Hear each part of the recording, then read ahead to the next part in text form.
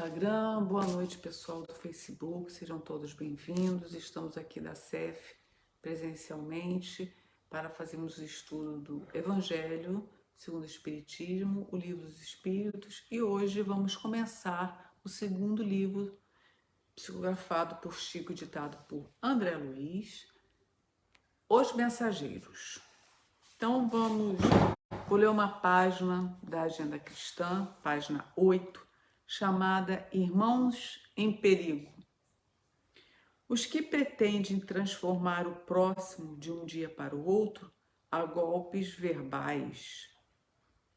Os que descobrem pareceres inteligentes e bons conselhos para todas as pessoas distraídos dos problemas que lhes são próprios.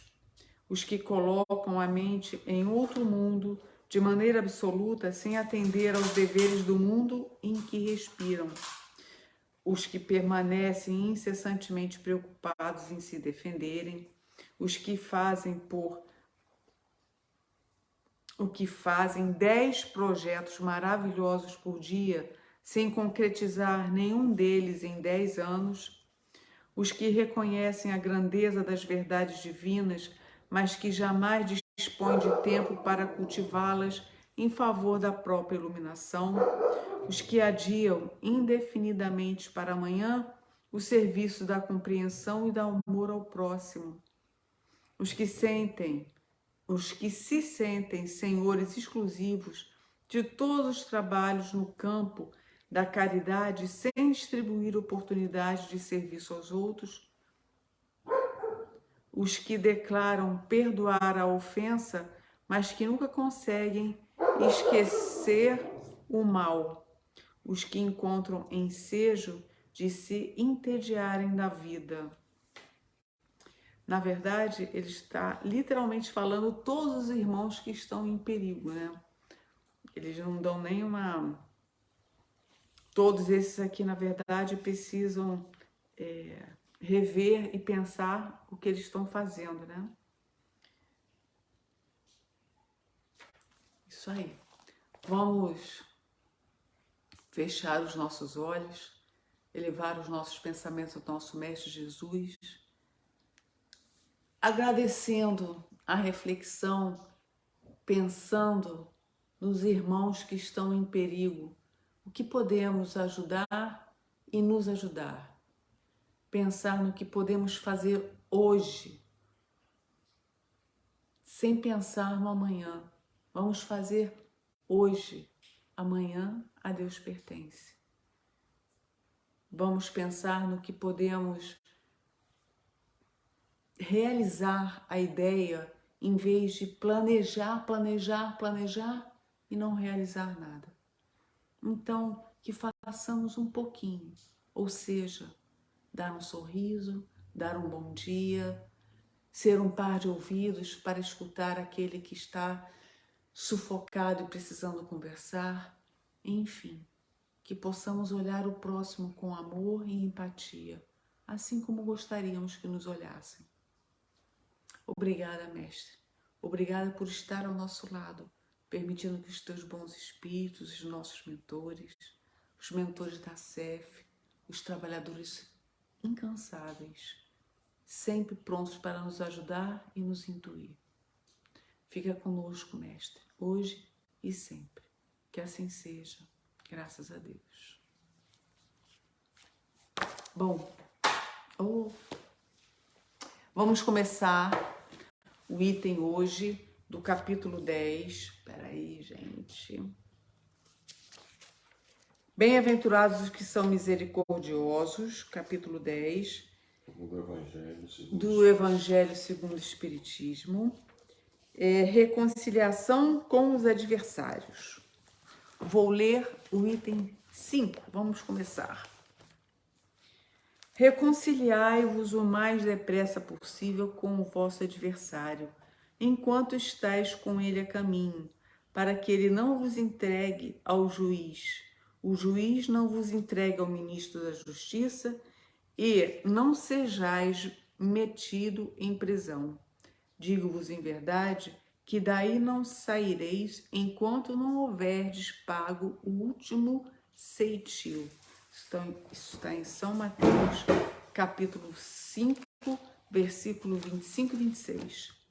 Então ele já começa pedindo para a gente nos reconciliar com aqueles a quem nós temos alguma desavença, algum contratempo, algum mal entendido, antes de a gente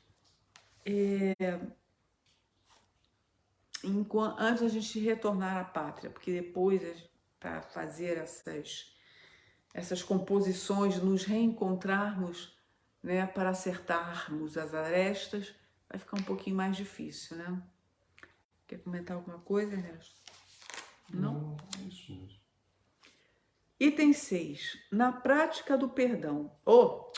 Item 6. Na prática do perdão, como em geral na do bem, não há somente um efeito moral, há também um efeito material. A morte, como sabemos, não nos livra dos nossos inimigos. Os espíritos vingativos perseguem muitas vezes com seu ódio no além-túmulo aqueles contra os quais guardam rancor, donde decorre a falsidade do provérbio que diz: morto animal, morto veneno, quando aplicado ao homem. O espírito mau espera que o outro, a quem ele quer mal, esteja preso ao seu corpo, e assim menos livre, para mais facilmente o atormentar, ferir nos seus interesses ou nas suas mais caras afeições. Então aqui, novamente, ele ainda fala de novo na prática do perdão, como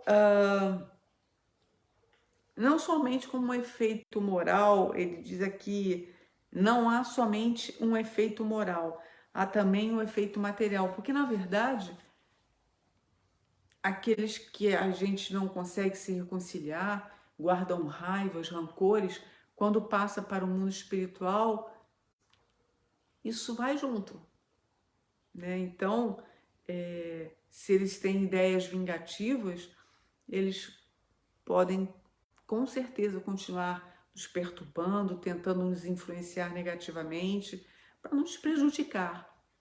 Quer comentar mais alguma coisa? É uma coisa um pouco mais vasta, né? Vamos aproveitar para a gente comentar aqui o seguinte: o reconciliai-vos, quando ele fala reconcilia-te, reconciliai-vos o mais depressa com o vosso adversário enquanto estáis com ele a caminho, significa, equivale a dizer, enquanto estão na mesma encarnação, mesmo que exista alguma desavença entre vós, algo que não esteja muito legal, se reconcilia-te enquanto estás a caminho, então, enquanto estão na presente encarnação. Por quê? Frequentemente, uns desencarnam em momentos diferentes de outros, levando consigo toda a fúria, toda a mágoa, toda a tristeza, toda a raiva ou todo o desarranjo. E nos alertam. Essas mágoas, esses rancores, esses ódios, esses sentimentos, eles ficam amarrados em nós, unindo uns aos outros para os quais nós temos alguma coisa contra, como se fossem laços fluídicos. Então, quando um estiver encarnado, nessa encarnação ou numa outra, e o outro estiver desencarnado, pelos laços fluídicos que nos ligam à raiva, à fúria e sentimentos, possibilitarão que nos encontrem. E aí seremos todos nós elegíveis a um processo de agressão, um processo obsessivo de um desencarnado para um encarnado. Por quê? Porque quando nós estávamos a caminho encarnados, nós não aproveitamos a oportunidade para perdoar, para ajustar, para consertar as situações. Ora, isso quer dizer que vem de lá para cá, do nosso algoz desencarnado para nós? Quem falou se a gente desencarnar, nós vamos ser cordeirinhos do Senhor e não vamos ter nada contra ninguém? Nenhuma vírgula. Sim. Aquilo que nós cultivamos aqui, nós levamos para a espiritualidade. E pode ser que isso se inverta, o outro reencarne, nós iremos desencarnar, e esses vínculos que por nós temos ainda, sentimentos não nobres para com o outro, pode ser que nós venhamos no futuro a obsediar essa criatura. Por isso que é fundamental aquela frase: quando foste colocar uma oferenda, uma oferta no altar, pensai antes se tendes alguma coisa contra quem quer que seja. Se tiver, é preferível que não faça, deixe sua oferta de lado e vai primeiro limpar essa mácula contra quem quer que seja. Somente depois, com a pureza de sentimentos, coloque a sua oferta no altar. Então, todos os maus sentimentos que nós tenhamos contra qualquer ser que seja, pode fazer com que esses maus pensamentos, eu não vou ser obsessor, mas os maus pensamentos, a lembrança que seja, já é um processo obsessivo. Tá? Então é muito importante que a gente tente perdoar, acertar, ajustar os rumos. E as coisas são muito mal entendidas. Muitas vezes nós nos achamos como agredidos quando, aos olhos do outro, nós somos os agressores. Tem que partir de alguém a iniciativa de acertar a situação.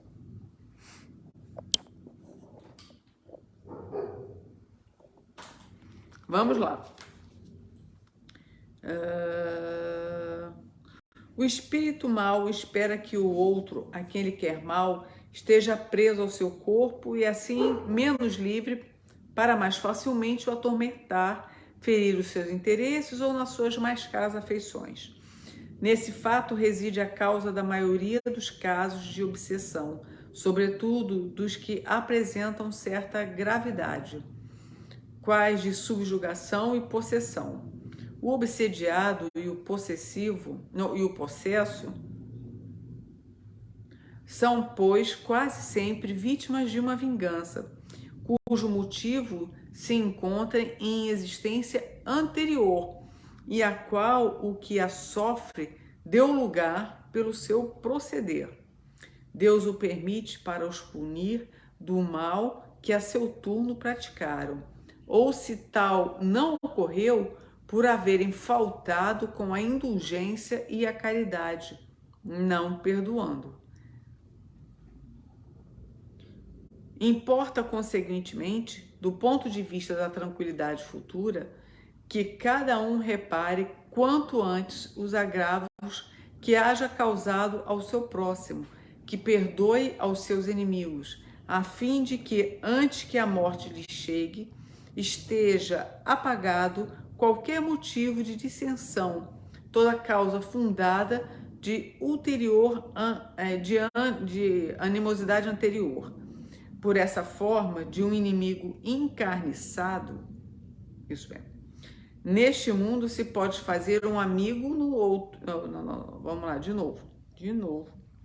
Por essa forma, de um inimigo encarniçado neste mundo, se pode fazer um amigo no outro.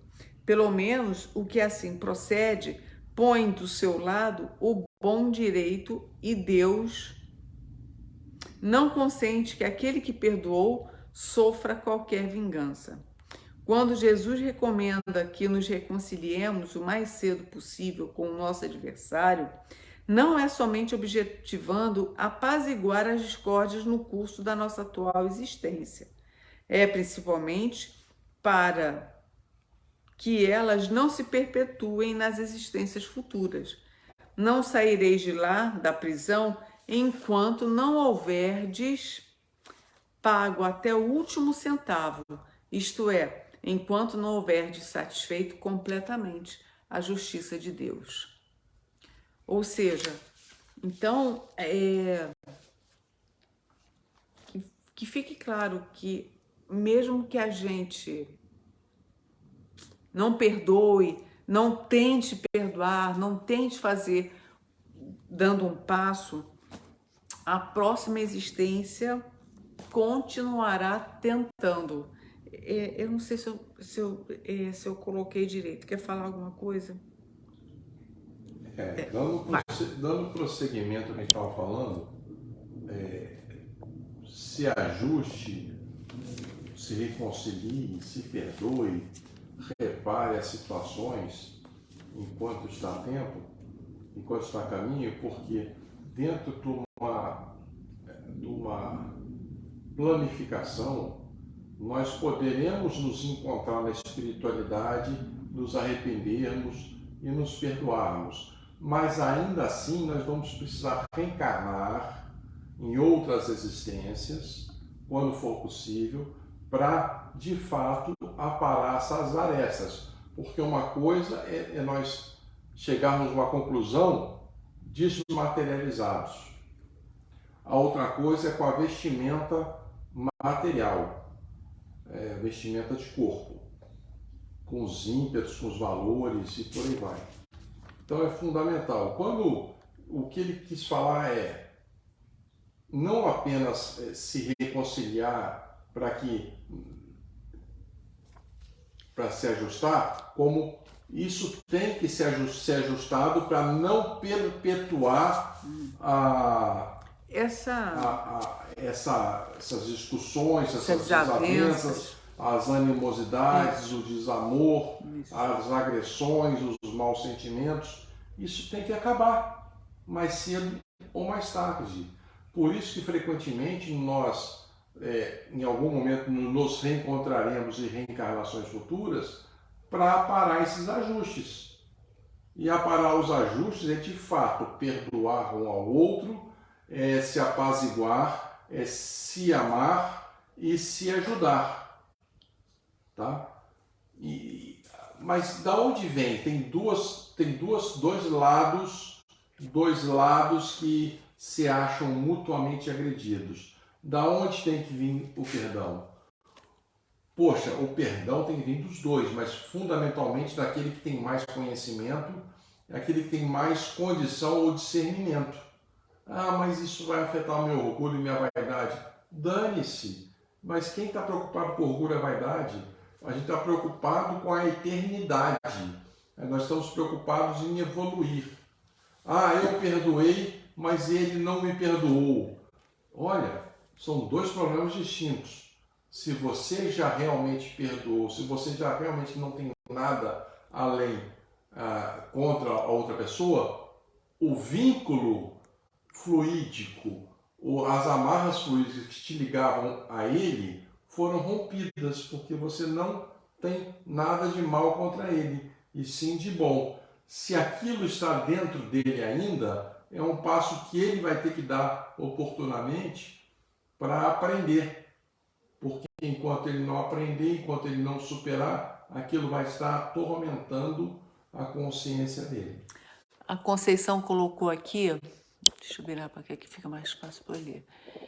E nós tornamos presas mais fáceis quando encarnados, pois em espírito estaremos... Espera aí, Conceição, que eu não estou conseguindo abrir...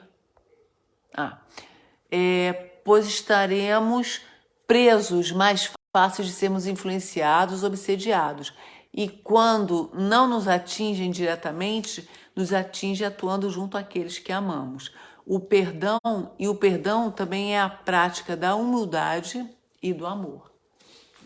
Complementando o que a Conceição colocou ali, acho que vale a pena nós falarmos, que ele fala no texto, ele fala possesso. Não existe possessão. Ninguém se apossa do corpo de outro, não existe esse termo. Os processos de obsessão, eles têm, para fins educativos, para fins elucidativos, 3 nivelamentos básicos: a obsessão simples, a fascinação e a subjugação. O nível mais alto é a subjugação, o que os católicos chamam de possessos, possessão, mas nós espíritas não reconhecemos dessa forma por ninguém se apossar de ninguém. O que a Conceição está falando exatamente é que nem sempre nós vamos vivenciar as mesmas experiências, os mesmos momentos reencarnatórios. Então, frequentemente vão ter descompassos. Uns estarão encarnados com outros desencarnados. E é uma luta desigual. Se os desencarnados que têm alguma coisa contra nós nos identificarem, nos acharem e tiverem essa fúria dentro deles, ficaremos como presas mais fáceis mediante o ataque deles, mediante as colocações das vinganças e por aí vai. E por que da importância de estarmos saneados, num ambiente saneado, buscando um equilíbrio, um orai, vigiai, uma mudança de uma reforma íntima? Porque todos que estão ao nosso lado estão correndo perigo. Se eles não conseguirem atacar a Conceição, eles vão atacar o cachorro da Conceição. Eles vão, não conseguindo atacar o cachorro da Conceição, vão atacar os filhos da Conceição. E assim vão. E assim sucessivamente. Por quê? Vão fazer todo tipo de estratégia, existem uma infinidade de artimanhas para atingir o fim, que é desestabilizar e trazer sofrimento ao outro. Por isso que é fundamental um ambiente saudáveis, equilibrados, sensatos, fraternos e, frequentemente, de mudança. Qual é o maior antídoto, além do orar e vigiar? É a mudança que nós estamos fazendo em nós, nos tornando pessoas melhores e não aqueles algozes que cometeram aqueles atos destrutivos diante do outro. Tá? E a Marta também colocou aqui que é cuidando da nossa sintonia também. A higienização, nós frequentemente não damos importância para a nossa higienização mental, a nossa higienização, a higienização do nosso lar, porque a gente se preocupa em tomar 3, 4 banhos por dia para ficar cheirosinho, passar cremezinho e tal, ficar todo limpinho. E isso, Jesus falava lá na passagem mãos não lavadas. Ele, quando não lavou as mãos antes da refeição, mestre, não vai lavar as mãos? E Jesus falou, não é o ato externo que vai fazer a modificação. O que adianta estar puro externamente e podre, apodrecido lá de dentro? Então, essa condição da nossa religiosidade, o exercício da nossa fé, o exercício mental, as leituras edificantes, as preces contínuas, a conversa mental com os nossos entes queridos e espirituais, tudo isso vai fazer o arcabouço protetivo das nossas energias. Marta está certíssimo. Faltam 4 minutos para as 7 horas. Vamos encerrar aqui para passar para o livro. Já acabamos, Matheus? Acabamos. Vai começar o sacrifício mais agradável a Deus. Não, vamos então passar para o livro dos Espíritos. Então, gente, nós paramos no capítulo 10, item 7, tá? Então, a gente vai passar agora para o livro dos Espíritos, questão 973, se eu não me engano. Isso aí, 973. Que fala do subitem de naturezas da natureza das penas e gozos futuros. Então vamos lá. Opa! Questão 973. Quais são os maiores sofrimentos que podem suportar os maus espíritos? Não há descrição possível das torturas morais que são a punição de certos crimes. Mesmo os que as experimentam teriam dificuldades em vos dar uma ideia delas. mas seguramente a mais horrível é o pensamento de serem condenados para sempre. Então, na verdade, não tem esse julgamento, né? Quem é o nosso juiz, na verdade, é a nossa consciência, né? Então, enquanto eles não conseguirem reconhecer que eles estão ainda no erro, que ainda não estão no caminho do bem, do certo, eles vão continuar com esses sentimentos de amargura, de dor, de vingança, porque eles estão condenados eternamente. Você tem comentários, Kardec, no seu nome? Tem sim. Vamos lá.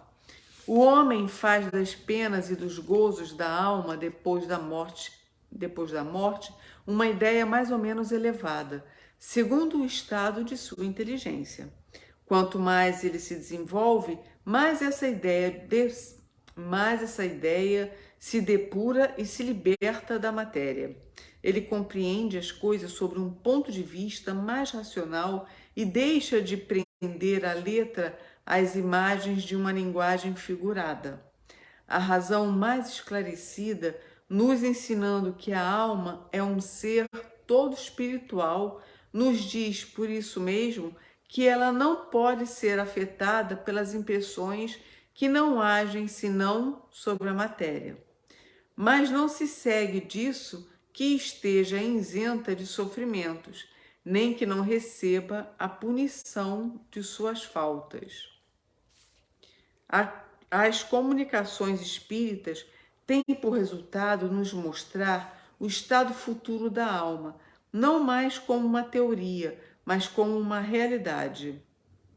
Elas colocam sob os nossos olhos todas as peripécias da vida de além-túmulo, mas nos mostram ao mesmo tempo como consequências perfeitamente lógicas da vida terrestre.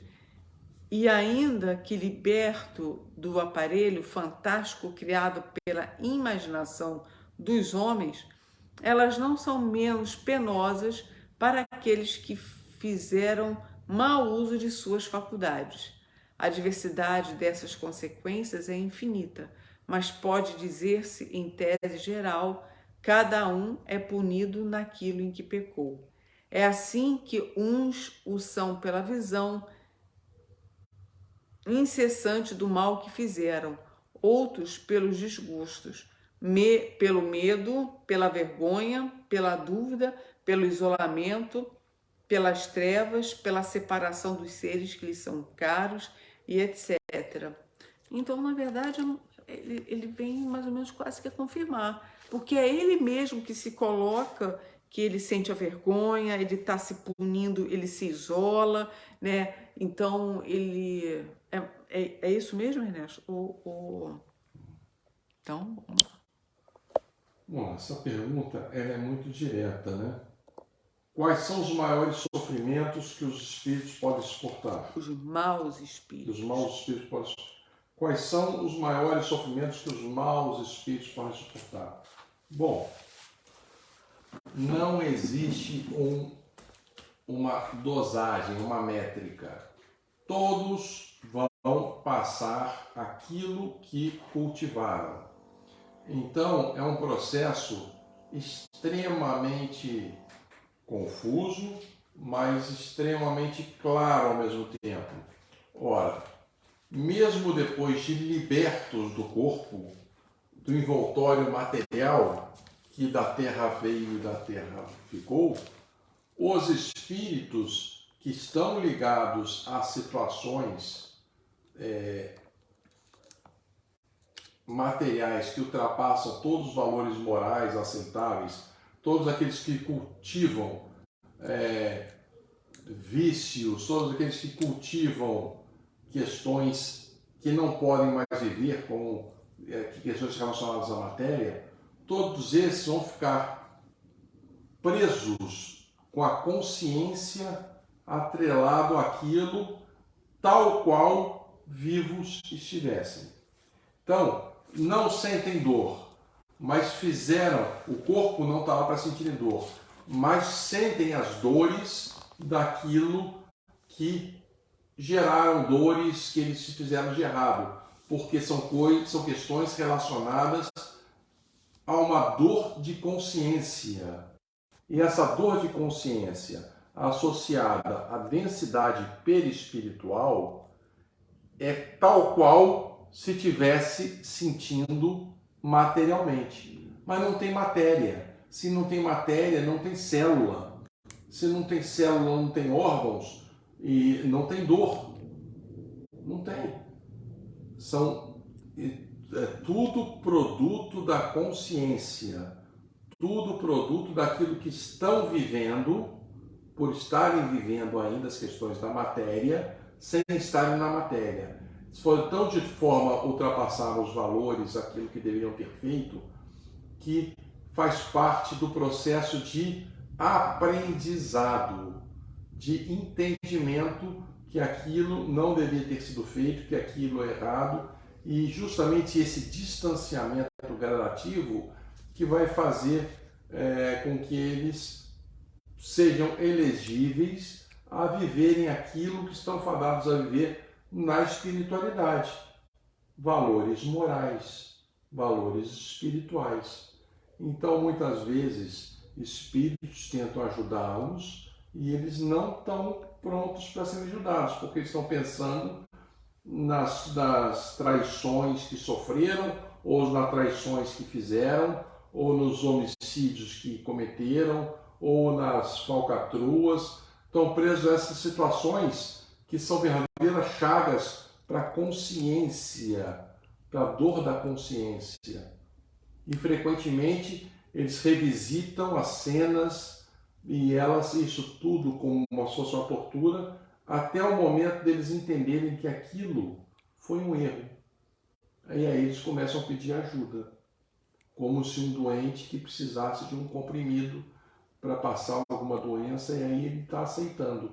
A espiritualidade poderá se aproximar, respeitando o livre-arbítrio deles, e poderão fazer todo o resgate, e indo para a espiritualidade eles vão reavaliar toda a situação e vão mudar de padrão, de patamar energético e patamar moral, entendendo que diferenciando um erro de um acerto. Okay. Deu para ser claro? Deu. Como é que você está de bateria aí, Paulo? Pergunte.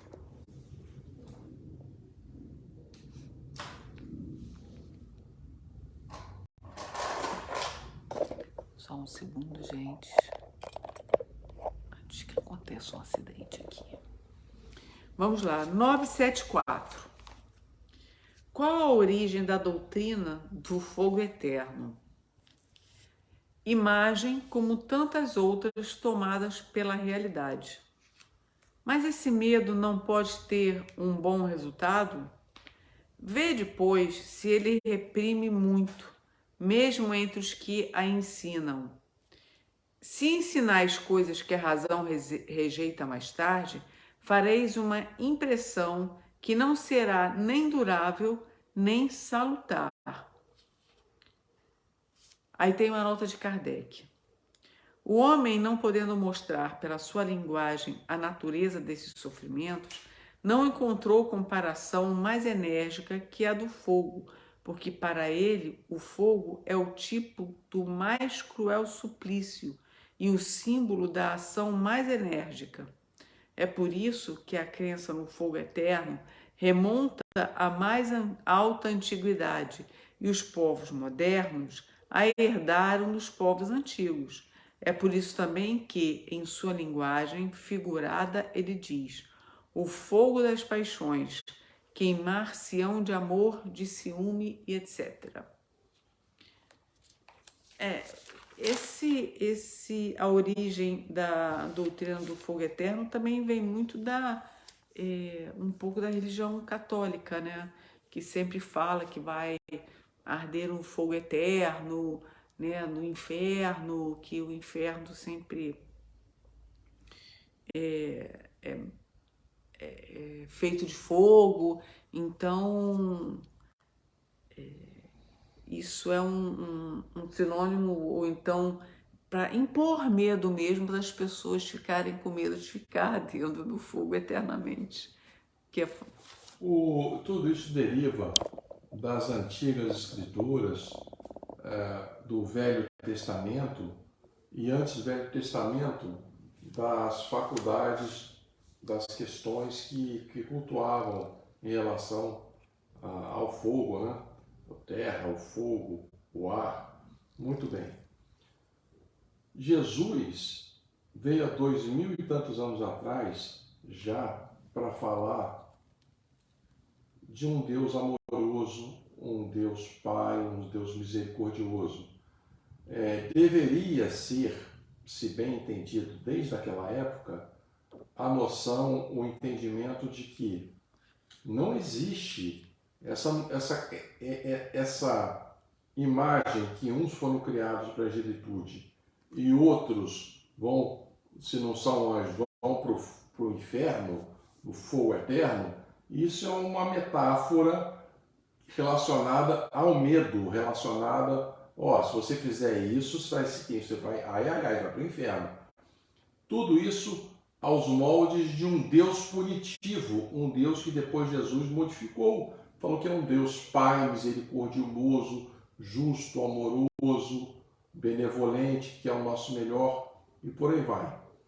Ok. Então, metáfora absoluta.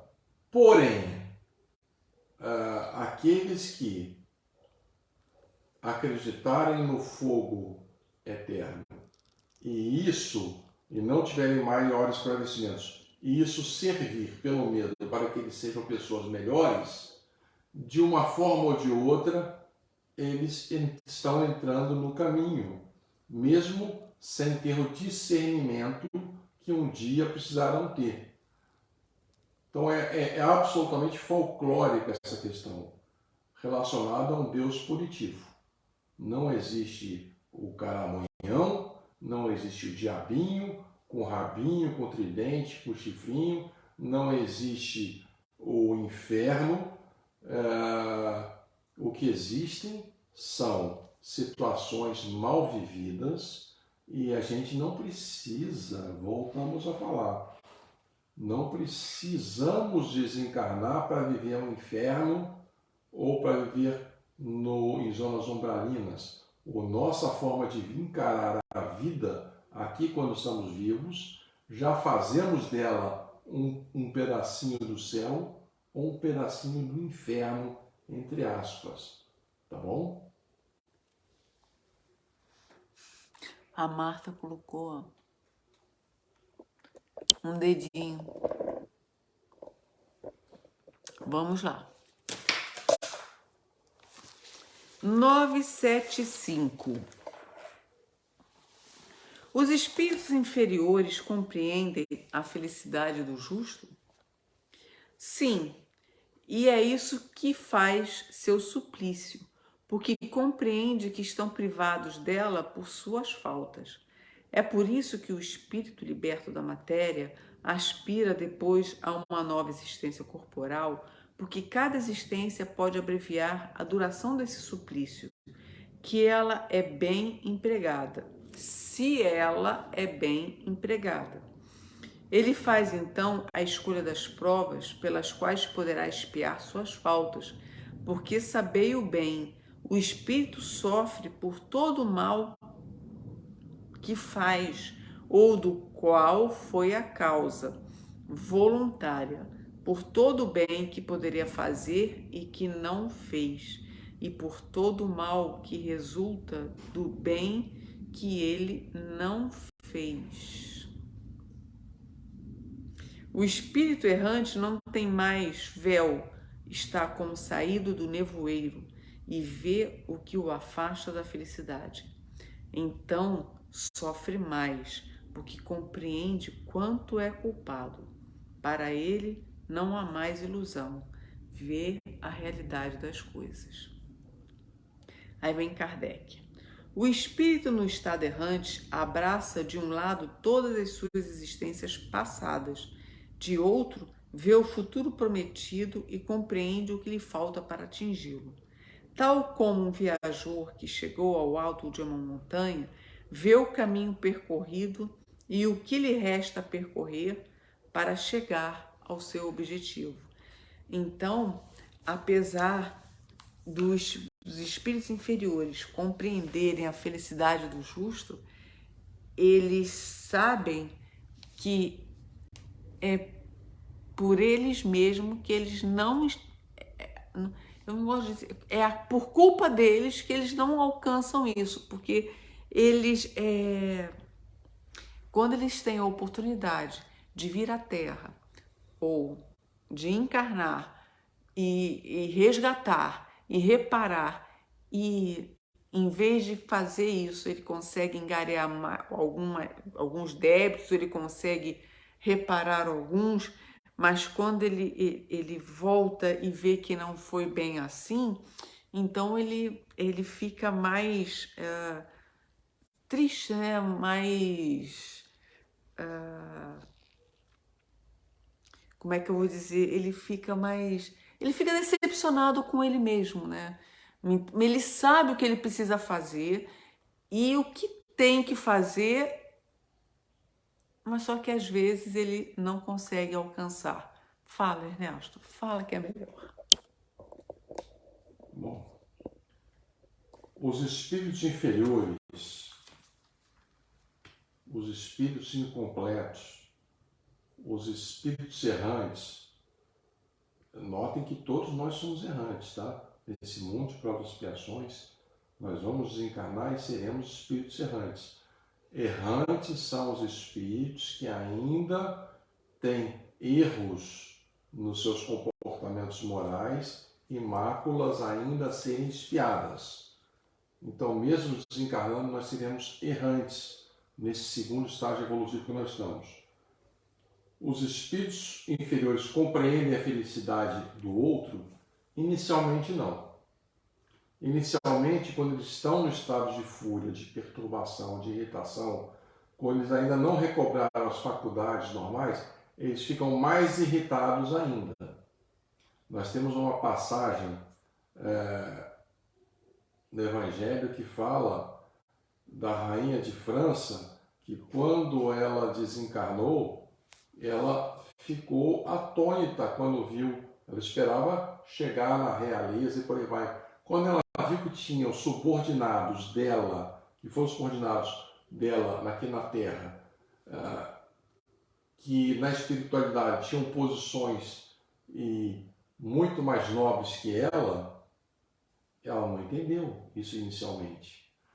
Gradativamente, conforme for recuperando a sua sanidade, entendendo os erros do passado, os erros que cometeu, as lembranças do passado aflorando, aí se terá uma posição mais real, entendendo que aqueles que cumpriram seus desígnios, aquilo que deveriam, estão colhendo momentos mais felizes. E eles que erraram e se desencaminharam, por aí vai, ou não cumpriram aquilo que eles se comprometeram, quando eles recobram isso, eles ficam, foi aquilo que Isabel falou, eles ficam chateados com eles mesmos.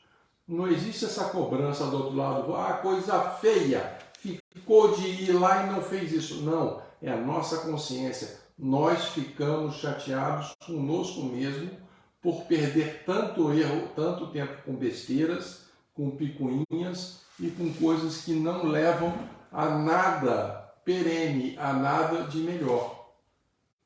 Então, quando vem esse nível de consciência, mesmo sendo errantes e sendo espíritos incompletos ou terem sido maus, eles vão entender que outros mereceram receber alguma coisa pelos seus esforços. E assim isso serve de exemplo e eles vão entender que vão precisar passar por determinadas situações, por isso que muitas vezes se participam do planejamento reencarnatório para a futura reencarnação, sabedores que vão precisar passar por isso e aquilo, para poderem espiar e resgatar as questões mal feitas do passado.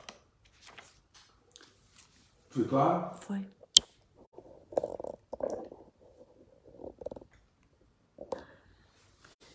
Questão 976.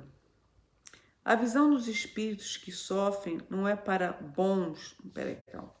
A visão dos espíritos que sofrem não é para os bons uma causa de aflição, em que se torna sua felicidade se é perturbada. Não é uma aflição, posto que sabem que o mal terá um fim. Eles ajudam os outros a progredirem e estendem-lhes a mão. Essa é uma ocupação e um prazer quando tem êxito. Isso se concebe da parte dos espíritos estranhos ou indiferentes, mas a visão dos pesares e dos sofrimentos daqueles que amaram sobre a terra não perturba a sua felicidade? Se não vissem esses sentimentos, é que vos seriam estranhos depois da morte. Ora, a religião vos diz que as almas vos veem, mas eles consideram vossas aflições sobre um outro ponto de vista, pois sabem que esses sofrimentos são úteis ao vosso adiantamento, se os suportais com resignação. Eles se afligem, pois, mais com a falta de coragem que vos retarda, que com os sofrimentos em si mesmos, que não são senão passageiros. Então, ele fala que a visão dos bons espíritos, né? Para os bons espíritos, essa causa, para os bons espíritos, o que os espíritos mais inferiores não conseguem realizar, não conseguem progredir, se isso não faz com que os espíritos bons fiquem perturbados, né, por causa disso, né? Aí eles falam que não, que isso não é uma aflição, porque sabe que isso tudo vai ter um fim.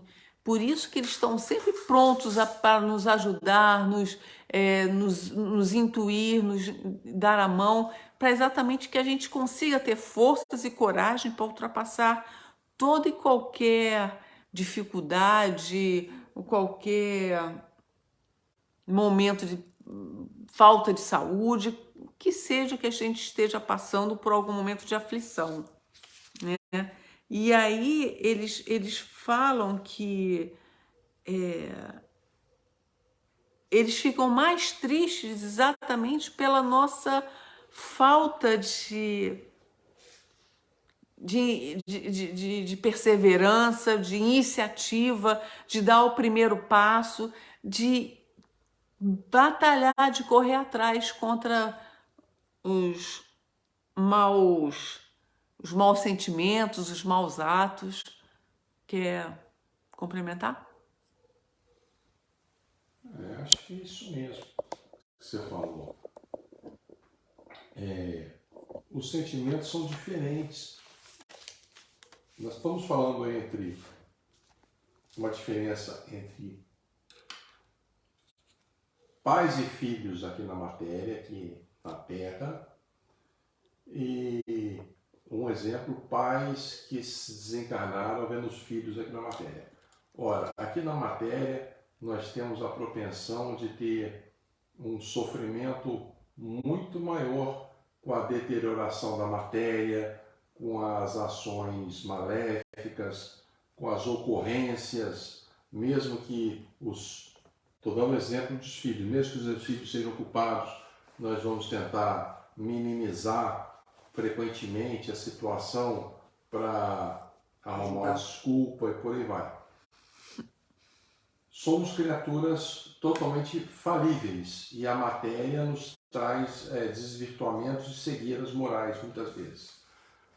Olhando da ótica espiritual, lá estando e vendo algum ente passando por uma situação calamitosa, delituosa, alguma dificuldade, alguma questão kármica que estava fadada a passar, ou uma situação provocada, a espiritualidade ela vai se compadecer de qualquer que seja a situação e vai tentar incutir boas ideias, bons estímulos, boas orientações e por aí vai. Não vai sofrer, estamos falando de espíritos já desencarnados, saneados, não vai sofrer como sofria como estivesse encarnado. Vai tentar ajudar, intuindo e buscando melhores alternativas, mas a decisão tem que ser daquele que está aqui na Terra, de bem superar, de bom suportar, de acertar, de pagar com a justiça aquilo que esteja errado e por aí vai. Muito bem. Em o espírito não estando saneado na espiritualidade, estando apegado àqueles que estavam aqui, a situação vai ser potencializada da pior maneira possível, porque ele não só vai agir como se estivesse aqui na Terra, como vai ficar do lado, atrapalhando ou prejudicando pela própria presença, dito que o seu perispírito vai estar completamente desestruturado sob a ótica de saneamento mesmo. Então é extremamente complexo.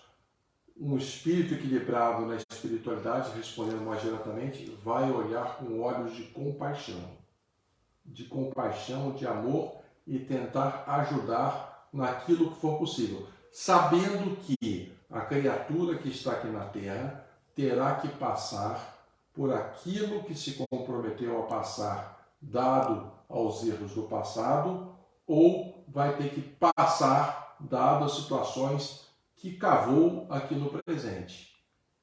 Tá bom? E vão ficar com olhos, não com tristeza ou de infelicidade, mas tentando ajudar naquilo que for possível.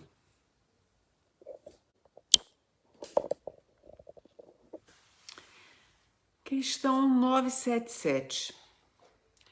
Os espíritos, não podendo se esconder reciprocamente seus pensamentos e todos os atos da vida sendo conhecidos, seguir-se-ia que o culpado está na presença perpétua de sua vítima? Isso não pode ser de outro modo, o bom senso o diz. Essa divulgação de todos os nossos atos repreensíveis e a presença perpétua daqueles que lhe foram as vítimas serão um castigo para o culpado maior do que se pensa, mas somente até que ele tenha expiado suas faltas, seja como espírito, seja como homem, nas novas existências corporais. Aí vem uma nota de Kardec. Quando estivermos no mundo dos espíritos, todo o nosso passado, estando a descoberto, o bem e o mal que fizemos serão igualmente conhecidos. É em vão que aquele que fez o mal queira escapar da visão de suas vítimas. Sua presença inevitável será para ele um castigo e um remorso incessante, até que tenha expiado os seus erros. Enquanto que o homem de bem, ao contrário, não encontrará por toda parte senão olhares amigos e benevolentes. Para o mal, não há maior tormento sobre a terra que a presença de suas vítimas, e por isso ele as evita sem cessar. Que será quando a ilusão das paixões, estando dissipada, ele compreender o mal que fez, vendo seus atos mais secretos revelados, sua hipocrisia desmascarada e não podendo se subtrair à sua visão? Enquanto a alma do homem perverso está atormentada pela vergonha, pelo desgosto e pelo remorso, a do justo goza de uma serenidade perfeita. Você explica?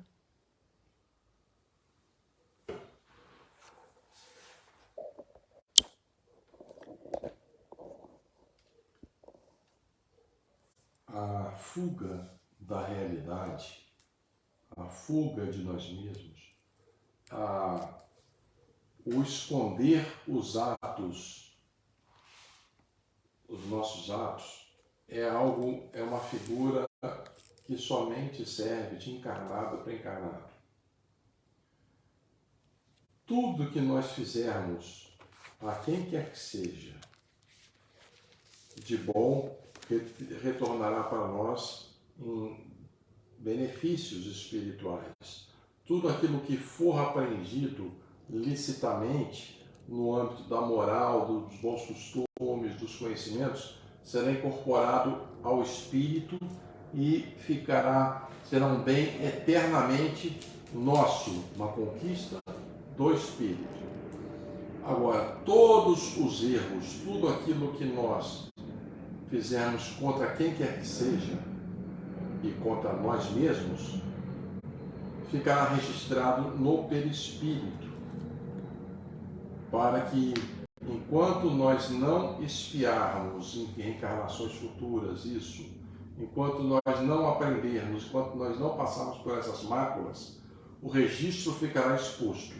Logo, quando estamos desencarnados, os espíritos continuam com o perispírito, tá? Logo, um espírito saberá exatamente o que o outro fez, o que o outro tem de mácula, o que o outro tem de registro. Exatamente aquilo. Então não há verdade que fique oculta para sempre. Não há mentira que perdure para sempre. Principalmente porque a linguagem dos espíritos é o pensamento. E nós que estamos aqui na Terra, vivenciando experiência material, pensamos constantemente. Pensamos, desejamos, emitimos ondas vibratórias, ondas sonoras. Tudo isso é visto e ouvido em vozes altas aos espíritos. Então, não há como se esconder.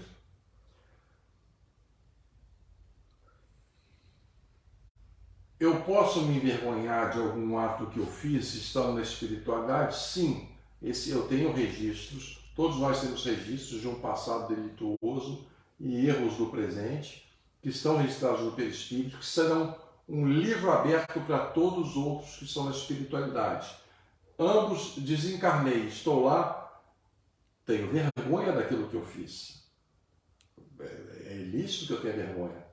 Mas, quando estamos na espiritualidade, estaremos estudando, estaremos trabalhando, nos qualificando para entender que aquilo que nós fizemos foi um erro, para nos prepararmos para reencarnações futuras, para expiarmos aquela falta. E aquela falta pela expiação, pelo todo o amor que fizermos, pelo todo o gesto gentil que fizermos, gradativamente aquelas máculas elas serão apagadas.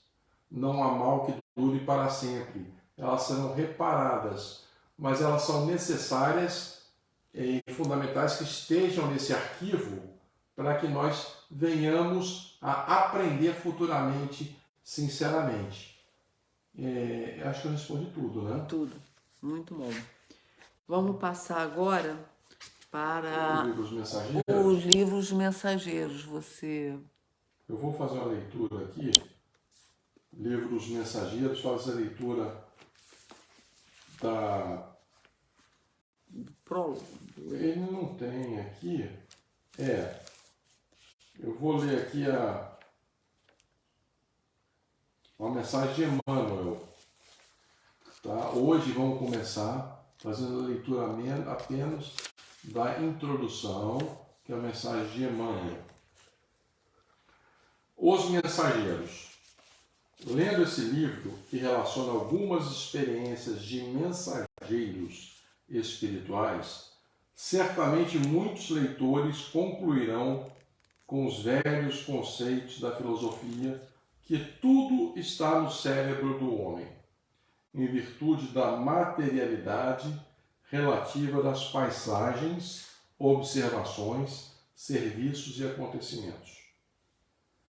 Forçoso é reconhecer, todavia, que o cérebro é um aparelho da razão e que o homem desencarnado, pela simples circunstância da morte física, não penetrou os domínios angélicos, permanecendo diante da própria consciência e lutando por iluminar o raciocínio e preparando-se para a continuidade do aperfeiçoamento noutro campo vibratório. E vamos entender que cérebro é um órgão. O cérebro é um órgão. É um órgão afeito àqueles que estão encarnados, que estão com a roupagem material. O espírito é luz. O espírito é a luz mais opaca, mas é um ser fadado a ser luz, uma luz incessante. O nosso espírito é o arcabouço de conhecimentos e as questões não estão e nossa ignorância ainda que não aprendemos, cujo decodificador corporal será o cérebro. O cérebro é um decodificador do pensamento do espírito, tá? Para ficar muito claro isso. Então, quando a gente desencarna, o cérebro fica, mas tudo aquilo que a gente pensava vai ficar incorporado ao espírito. Ninguém pode trair as leis evolutivas. Se um chimpanzé guindado a um palácio encontrasse recursos para escrever aos seus irmãos de fase evolucionária, quase não encontraria diferenças fundamentais para relacionar ante o senso dos semelhantes. Daria notícias de uma vida animal, aperfeiçoada e talvez a única zona inacessível às suas possibilidades de definição e estivesse justamente na auréola da razão que envolve o espírito humano. Quanto às formas de vida, a mudança não seria profundamente sensível.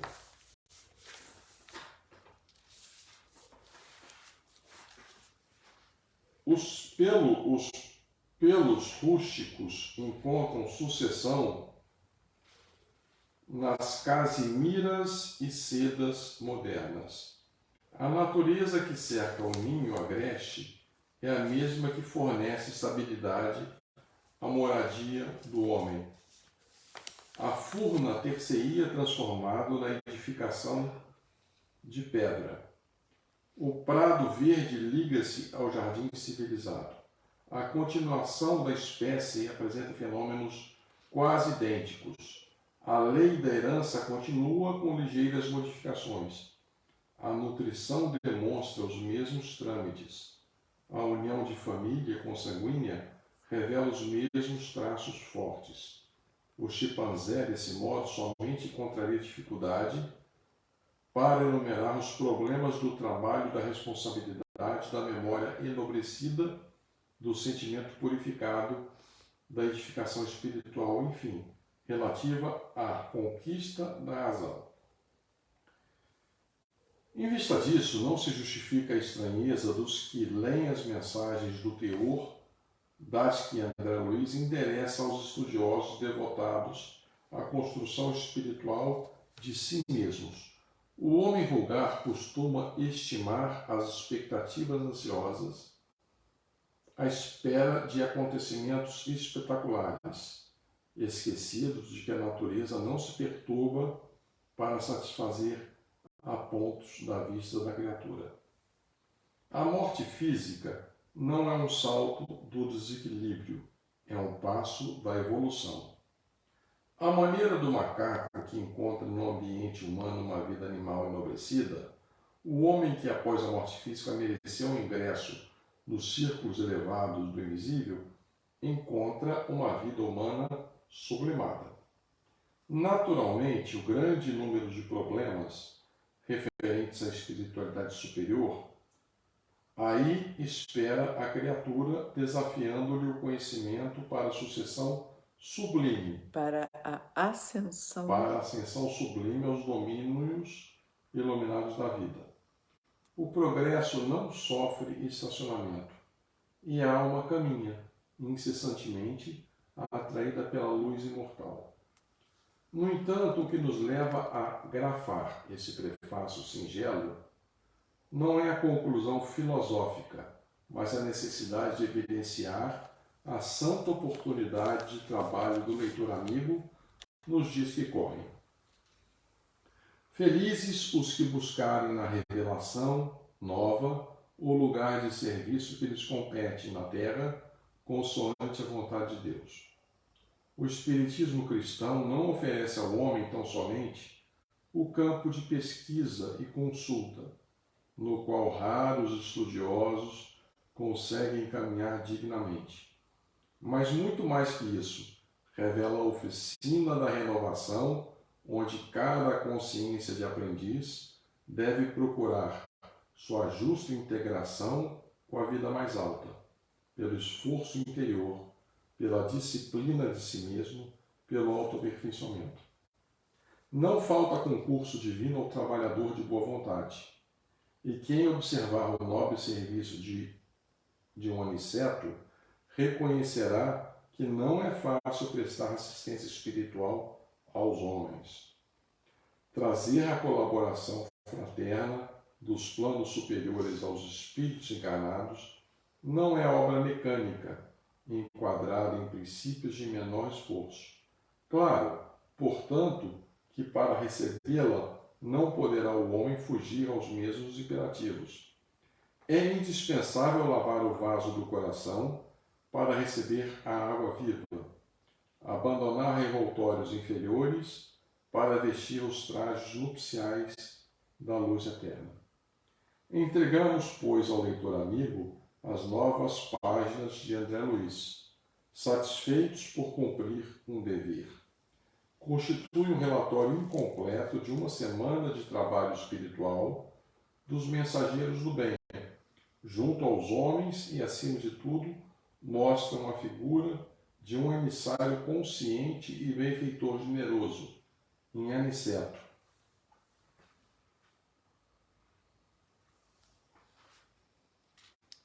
Destacando as necessidades de ordem moral no quadro de serviço dos que se consagram às atividades nobres da fé.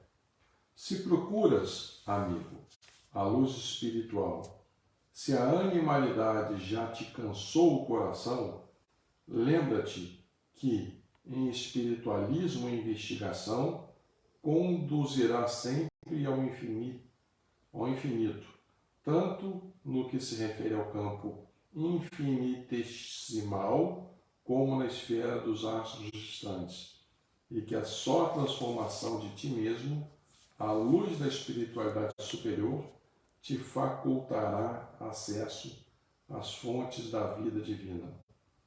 E, sobretudo, recobra que as mensagens edificantes do além não se destinam apenas à expressão emocional, mas, acima de tudo, ao teu senso de filho de Deus, para que faças o inventário de tuas próprias realizações e te integres de fato na responsabilidade de viver diante do Senhor. Emmanuel Pedro Leopoldo, 26 de fevereiro de 1944.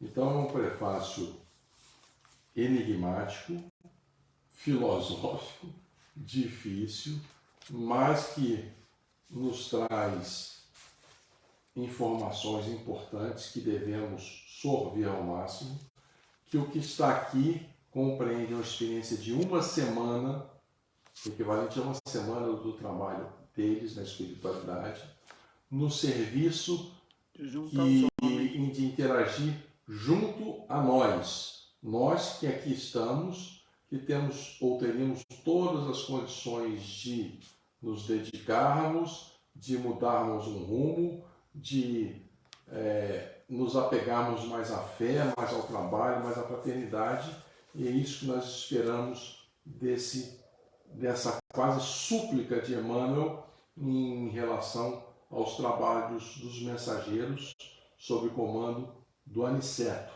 é o que parece, tá bom? Na semana que vem começaremos o primeiro capítulo. Gostaríamos de agradecer a todos pela presença, desejar um forte abraço a todos, tenham boa semana e vamos fazer a prece de encerramento, agradecendo a Deus, agradecendo aos bons espíritos, agradecendo a Maria, Jesus, aos mentores da casa. Permita, Pai, que a doce luz recaia sobre todos nós, que nos acolha, que nos afague, que nos proteja, que nos acalente, que possamos, na calada da noite, pelo desmembramento parcial, através do sono, nos encontrar com entes amados, familiares queridos, obter orientações, trabalhos, elucidações e possamos acordar desabrochando, florindo, sorrindo, sendo pessoas melhores, mais agradáveis, mais afáveis. Ilumina nossos passos, nos envolva, nos ampare e ilumine hoje e sempre. Graças a Deus. Que assim seja. Meus amigos, muito obrigado por isso, por tudo. Fiquem todos com Deus. Até segunda-feira que vem, se Deus quiser, para a irradiação. Aqueles que desejarem, enviem os nomes. E para os estudos do Evangelho, às 18h30, do Livro dos Espíritos, às 19h, e dos Mensageiros, às 19h30. Tudo de bom para todos, muita paz.